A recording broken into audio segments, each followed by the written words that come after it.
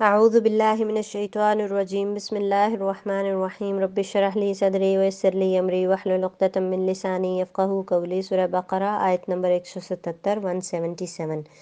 لیس البر نہیں ہے نیکی ان تولو کہ تم پھیر لو وجوہکم اپنے چہروں کو قبل المشرق والمغربی مشرق اور مغرب کی طرف، ولیکن البر اور لیکن نیکی یہ ہے من آمنا جو ایمان لائے باللہ اللہ پر، والیوم الآخری اور آخرت کے دن پر، والملائکتی اور فرشتوں پر، والکتابی اور کتابوں پر، والنبیین اور نبیوں پر، وآت المال اور دے مال علی حبہ اس کی محبت پر، یعنی اللہ کی محبت میں یا مال کی محبت کے باوجود، ذوی القربہ قریبی رشتہ داروں کو، والیتامى اور یتیموں کو، والمساکین اور مسکینوں کو، وابن السبیل اور مسافروں کو، والسائلین اور سوال کرنے والوں کو، وفی الرقاب اور گردنوں میں یعنی گردنوں کے آزاد کروانے میں، واقام الصلاۃ اور نماز قائم کرے، وآت الزکوٰۃ اور ادا کرے زکوٰۃ، والموفون اور پورا کرنے والے، وفا کرنے والے، بعہدہم اپنے وعدے کو، اذا عاہدوا جب وہ عہد کریں، والصابرین اور صبر کرنے والے، فی البأساء سختی میں، والضراء اور تکلیف میں، وحین البأس اور جنگ کے وقت سختی کے وقت، اولئک الذین صدقوا وہی لوگ ہیں جو سچے ہیں انہوں نے سچ کہا، واولئک هم المتقون اور وہی لوگ متقی ہیں۔ اس آیت کا ترجمہ یہ ہے کہ ساری اچھائی مشرق و مغرب کی طرف منہ کرنے میں ہی نہیں بلکہ حقیقتاً اچھا وہ شخص ہے جو اللہ تعالیٰ پر، قیامت کے دن پر، فرشتوں پر، کتاب اللہ پر اور نبیوں پر ایمان رکھنے والا ہو، جو مال سے محبت کرنے کے باوجود قرابت داروں، یتیموں، مسکینوں، مسافروں اور سوال کرنے والوں کو دے، غلاموں کو آزاد کرے، نماز کی پابندی اور زکوٰۃ کی ادائیگی کرے، جب وعدہ کرے تب اسے پورا کرے، تنگ دستی، دکھ درد اور لڑائی کے وقت صبر کرے، یہی سچے لوگ ہیں اور یہی پرہیزگار ہیں۔ تو اس آیت کے یہ آیت قبلے کے ضمن میں ہی نازل ہوئی۔ ایک تو یہودی اپنے قبلے کو جو بیت المقدس کا مغربی حصہ ہے اور نصارہ عیسائی اپنے قبلے کو جو بیت المقدس کا مشرقی حصہ ہے بڑی اہمیت دے رہے تھے، اس پر فخر کر رہے تھے۔ دوسری طرف مسلمانوں کے قبلے کی تبدیلی پر یعنی تحویل قبلہ پر بہت باتیں کر رہے تھے، جس سے بعض مسلمان پریشان ہو گئے۔ تو اللہ تعالیٰ نے فرمایا کہ مشرق یا مغرب کی طرف رخ کر لینا بذات خود کوئی نیکی نہیں، یہ تو صرف مرکزیت اور اجتماعیت کے حصول کا ایک طریقہ ہے۔ اصل نیکی تو ان عقائد پر ایمان رکھنا ہے جو اللہ تعالیٰ نے بیان کیے ہیں اور ان اعمال اور اخلاق کو اپنانا ہے جن کی تاکید اللہ تعالیٰ نے فرمائی، اور پھر آگے ان عقائد اور اعمال کا ذکر ہے۔ تو قبلے کی تبدیلی کا تاکیدی حکم آیا، مسلمانوں نے قبلہ بدلا، بہت مخالفت ہوئی۔ تو دین کی تعلیم کو عام کرنے کے لیے اور اقوام عالم تک اس کا پیغام لے جانے کے لیے نیکی کا اصل تصور واضح کرنا بہت ضروری تھا۔ کوئی ایک کام کرنے سے جان نہیں چھوٹے گی، یہ بتایا گیا کہ پوری اصلاح ضروری ہے۔ تو یہ ایک جامع آیت ہے جس میں ایمانیات، عبادات، اخلاقیات اور معاملات کا ذکر ہے کہ کسی خاص کام کو ہی کل دینداری سمجھ لینا یہ ٹھیک نہیں۔ جو کام کر رہا ہے نا بس وہ اس کو ہی دینداری سمجھتا ہے۔ تو یہاں مختلف چیزوں کی طرف توجہ دلائی گئی، اور ہم تو کیا کرتے ہیں کہ ہم نے جو نیکی پکڑی ہوتی ہے نا اس کے علاوہ جو بھی کوئی نیکی کر رہا ہوتا ہے اس کو کچھ سمجھتے ہی نہیں، اور سمجھتے ہیں کہ بس جو نیکی ہم کر رہے ہیں نا وہی ساری دینداری ہے۔ تو دین کا اصل رنگ سمجھنے کے لیے یہ بتایا گیا کہ اصل نیکی کیا ہے۔ نیکی کیا ہے کہ ایمان لایا جائے اللہ تعالیٰ پر، اللہ والا بن جائے، اللہ کو اپنا سب کچھ بنا لیں، اس کے علاوہ اور کوئی دل و دماغ پر اس طرح چھایا ہوا نہ ہو۔ رضیت باللہ ربم، اللہ کو رب مان کر راضی ہو جائیں۔ اور پھر آخرت کے دن کا ذکر کیا گیا، آخرت پر ایمان رکھنا ہے۔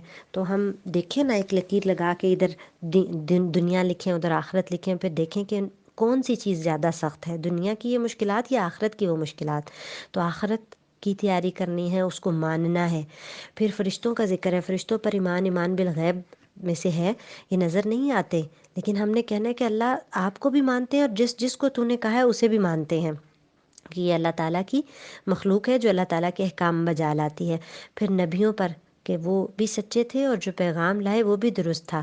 اور پھر ایمان لانے کے بعد انفاق فی سبیل اللہ، اللہ تعالیٰ کے راستے میں مال خرچ کرنا، مال کی محبت کے باوجود اسے خرچ کر دینا اور اللہ کی محبت میں خرچ کرنا، یہ دونوں مطلب ہے اس کے نا۔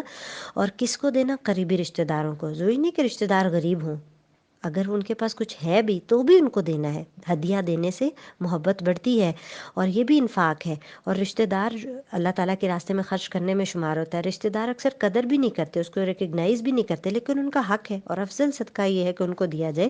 مسکین پر جو خرچ کیا جائے اس کا ایک اجر ہے، اور رشتہ دار پر خرچ کرنے کا دوہرا اجر ہے، صدقے کا بھی اور صلہ رحمی کا بھی. اور ضروری نہیں کہ ان کو غربت کی وجہ سے دیا جائے، رشتوں کو جوڑنے کے لیے دیا جائے. جیسے شوہر بیوی جو خرچ کریں اس پر بھی تو اجر ہے نا. تو زیادہ اجر والا ہے رشتہ داروں کو دینا، اس سے رشتے مضبوط ہوتے ہیں. جیسے حضرت ابو طلحہ کا ایک باغ تھا جو انہیں بڑا محبوب تھا، تو جب آیت نازل ہوئی لن تنالوا البر کہ تم نیکی کو جب تک نہیں پا سکتے جب تک کہ تم اپنی پسند کی چیز اللہ کی راہ میں نہ دو، تو انہوں نے اس کو صدقہ کر دیا. تو آپ نے ان کو کہا کہ اپنے رشتہ داروں میں اس کو بانٹ دیں، غریب رشتہ داروں میں. تو انہوں نے اپنے چچا زاد بھائیوں کو دیا. تو ہم تو ہر ایک کو دینے کے لیے تیار ہوتے ہیں، لیکن رشتہ داروں کو نہیں، کیونکہ رشتہ دار بدلے میں اچھا سلوک بھی نہیں کرتے نا. لیکن یہی اصل میں صلہ رحمی ہے. اور پھر مسکین کا کہا گیا. مسکین وہ نہیں ہے جو مانگتے پھریں کھجور دو کھجور کے لیے، بلکہ وہ ہے جن کی زندگی کی بنیادی ضروریات بھی پوری نہ ہوتی ہوں. ان کی ظاہری حالت سے پتہ چلتا ہے، سفید پوش لوگ. اور یتیموں کا ذکر کیا گیا. تو یتیم میں ایسا بھی ہو سکتا ہے جس کے اصلاً باپ امیر تھا، جائیداد چھوڑ کے فوت ہوا، لیکن ابھی تو ان کو ضرورت ہے نا. جیسے ہم اپنے بچوں پر خرچ کرتے ہیں، ضروری تو نہیں کہ صرف انتہائی ضرورت میں ان کے پر خرچ کرتے ہیں، ہر وقت ان کو کچھ نہ کچھ دیتے ہیں. تو یتیم پر بھی خرچ کرنا ہے. پھر مسافر کی حالت سفر جو ہے وہ اس کو ضرورت مند بناتی ہے. ضروری نہیں کہ وہ بھی غریب اور مسکین ہو، لیکن وہ سفر میں ہے، اس کو مدد کی ضرورت ہے، اس کی مدد کریں. سائل جو ہوتا ہے جو ضرورت بتا رہا ہے. پھر رقاب جو ہے اس میں پھر رقاب جو غلام ہیں گردنیں آزاد کروانے میں، بعض لوگ بگار میں پکڑے جاتے ہیں، بعض قرضوں میں دب جاتے ہیں. تو ان سب کی گردنیں چھڑانے کے لیے بھی اصل میں غلاموں کو آزاد کروانے کے لیے کہا گیا. پھر نماز قائم کرنے کا، زکوٰۃ دینے کا ذکر کیا گیا، اور یہ دین کے اہم ارکان میں سے ہیں. پھر وعدہ پورا کرنا. آپ صلی اللہ علیہ وسلم اکثر خطبوں سے پہلے فرماتے تھے کہ جس میں عہد نہیں اس میں کوئی دینداری نہیں. اور 3 آدمیوں سے قیامت میں خود جھگڑوں گا، ایک فرمایا تو اس میں ایک کہا کہ جس نے میرے نام سے عہد کیا پھر توڑ دیا. پھر آزاد آدمی کو بیچ کر اس کی قیمت کھائی، یعنی جیسے لوگ عورتوں بچوں کو اغوا کر کے اسمگل کر دیتے ہیں یا اس طرح. اور پھر کسی کو مزدوری پر رکھا اور اجرت دیتے ہوئے بھگا دیا. تو یعنی جب اجرت دینے کا وقت آیا تو بھگا دیا. تو جس نے اللہ کے نام پر عہد کیا پھر توڑ دیا، آزاد آدمی کو بیچ کر اس کی قیمت کھائی، اور کسی کو مزدوری پر رکھا اور اجرت کے وقت نہ دیا. تو آپ صلی اللہ علیہ وسلم تو بہت زیادہ عہد پورا کرنے والے تھے. اور پھر اس کے بعد صابرین کا ذکر آیا. جنگ، مصیبت، تکلیف کے وقت تو ہے ہی، لیکن یہ صبر تو ہے ہی، لیکن صبر زندگی کے ہر موڑ پر ہے. مومن جو ہے وہ ایک ایسا اونٹ ہے جس کے ناک میں نکیل ہوتی ہے، یعنی جسے ادھر موڑا جائے ادھر وہ مڑ جائے، اور شتر بے مہار نہیں ہوتا. تو یہ ہے اصل نیکی.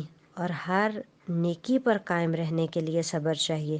تو جو ان نیکیوں کے اوپر قائم رہنے والے ہیں، صابرین ہیں، وہی اصل میں سچے لوگ ہیں. یہ نیک انسان کا ایک نقشہ ہے کہ اپنا لائف سٹائل ایسا بنانا ہے کہ جس میں ہم نے حقوق اللہ کی بھی فکر کرنی ہے اور حقوق العباد کو بھی ادا کرنے والا بننا ہے.